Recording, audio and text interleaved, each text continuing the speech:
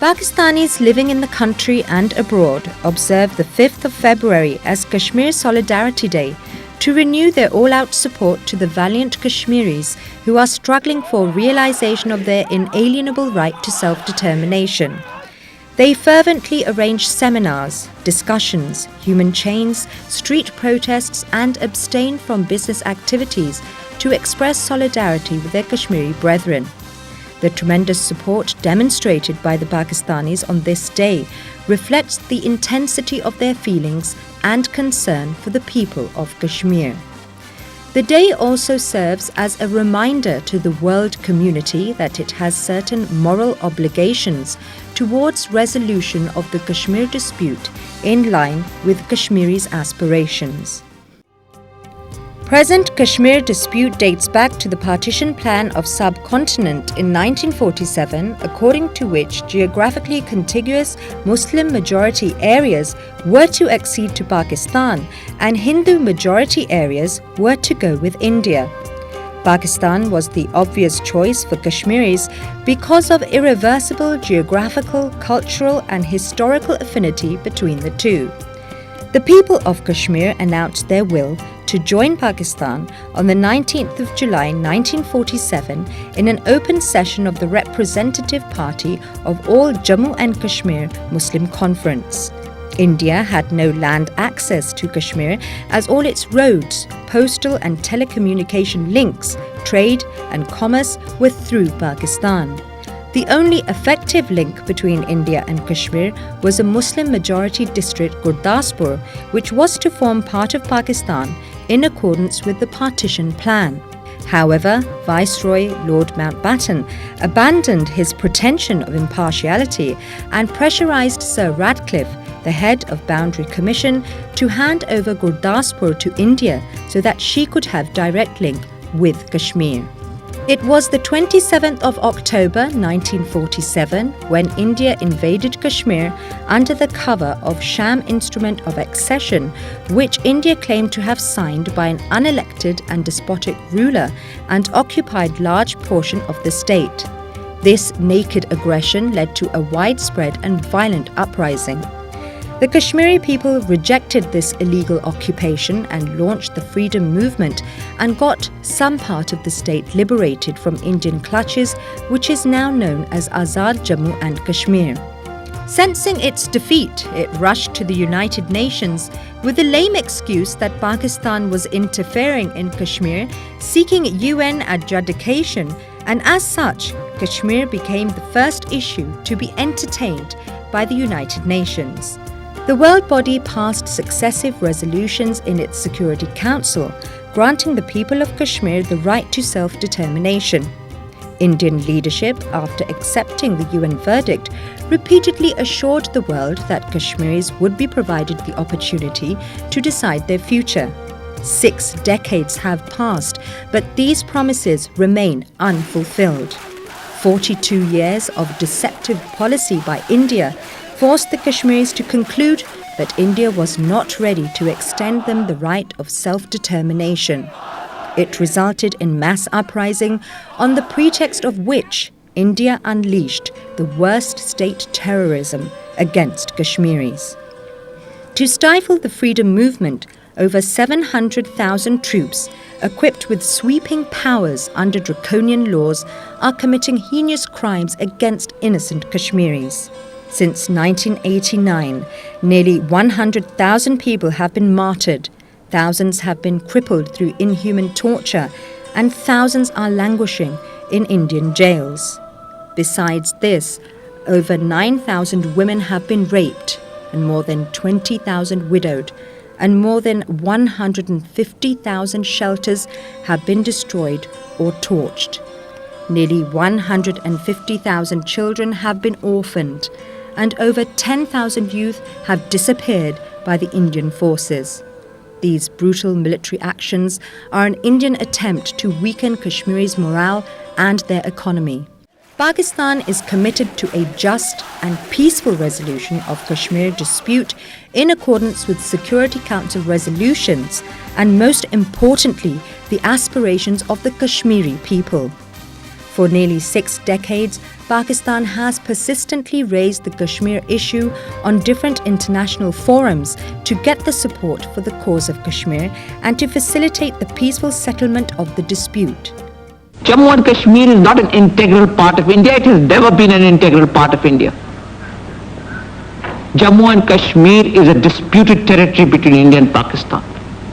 It is more a part of Pakistan than it can ever be with India, with all her eloquence and with all her extravagance with words. The people of Jammu and Kashmir, sir, are part of people of Pakistan. In blood, in flesh, in life, kith and kin of ours. In culture, in geography, in history. India has imposed 3 wars on Pakistan for pleading the case of Kashmir. Notwithstanding these odds, Pakistan's commitment remains unshakable. Mr. Chairman, the heavy concentration of Indian forces in Kashmir, their violations of the line of control, the massive Indian military build-up poses a direct threat to peace and security in our region. Mr. Chairman, we in Pakistan desire an honorable and lawful settlement of the Kashmir dispute. Pakistan will continue with its efforts bilaterally and multilaterally to engage India in substantive talks to resolve the Kashmir dispute in accordance with the aspirations of the Kashmiri people. The people of Kashmir can never forget the steadfast support and solidarity of the Islamic Ummah in their just struggle. The flame of unity, so carefully nurtured in their hearts, continues to burn bright. It cannot be extinguished, for time, history, and space cannot deny justice to a cause that is right, that is rooted in determination, and for which countless martyrs have shed their blood. The governments in Pakistan, one after the other, have repeatedly emphasized that Pakistan would never accept any option for the resolution of the core issue which would go against the Kashmiris' aspiration. Pakistanis' hearts, owing to their centuries-old cultural and ideological relations, beat in unison with their Kashmiri brethren. Be it a natural calamity or miseries inflicted by occupation forces, Pakistan has always stood by the people of Kashmir. The deadly tremor of October the 8th, 2005 is worth mentioning in this regard.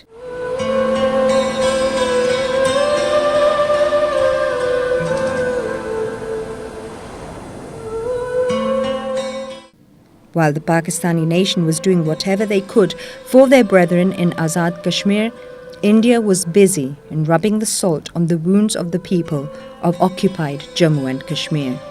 People were receiving love and care in Pakistan, while on the Indian side, the wounded and injured were receiving more wounds.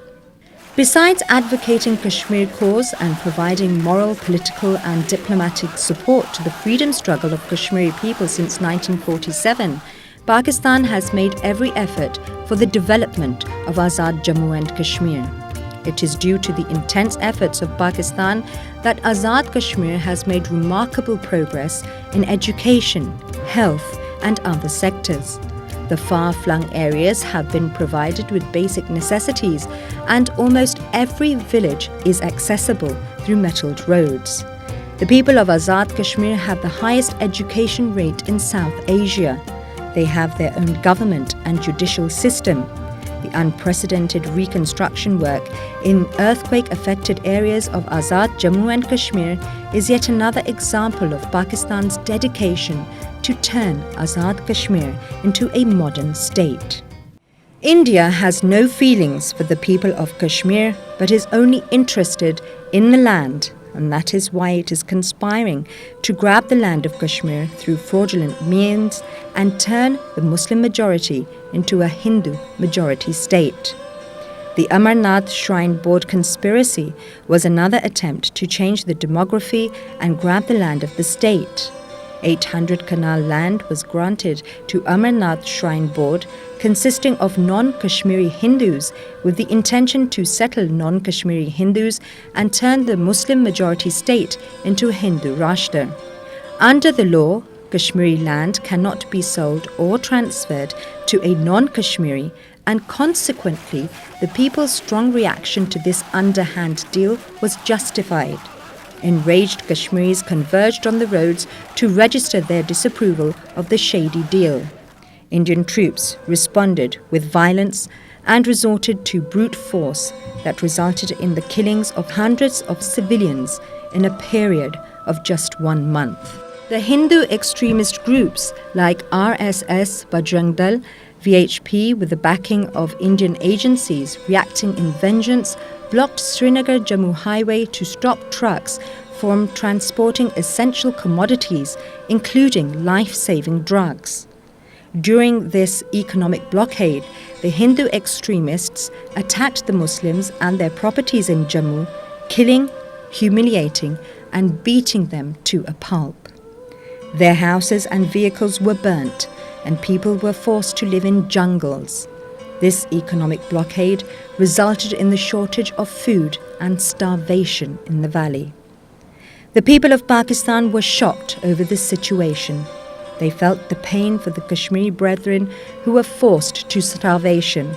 In this hour of distress, they rose to the occasion and collected the relief goods and rushed towards the line of control to rescue their Kashmiri brethren.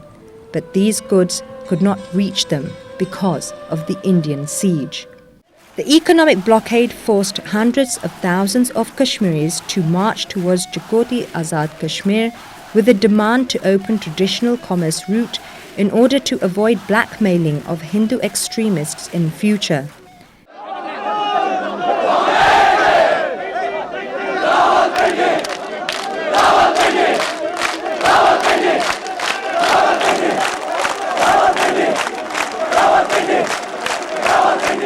The Indian occupation forces opened indiscriminate firing on peaceful protesters, killing 9 innocent civilians, including senior Hurriyat leader Sheikh Abdulaziz. The people of Kashmir also have great love for Pakistan. The pro-Pakistani slogans being frequently raised during demonstrations in the length and breadth of the occupied territory and hoisting of Pakistani flags clearly reflects the hearts of Kashmiris beat in harmony with Pakistanis. It is in this backdrop that the people of Pakistan observe the 5th of February as Kashmir Solidarity Day and express its unshakable commitment to the just cause of the Kashmiris.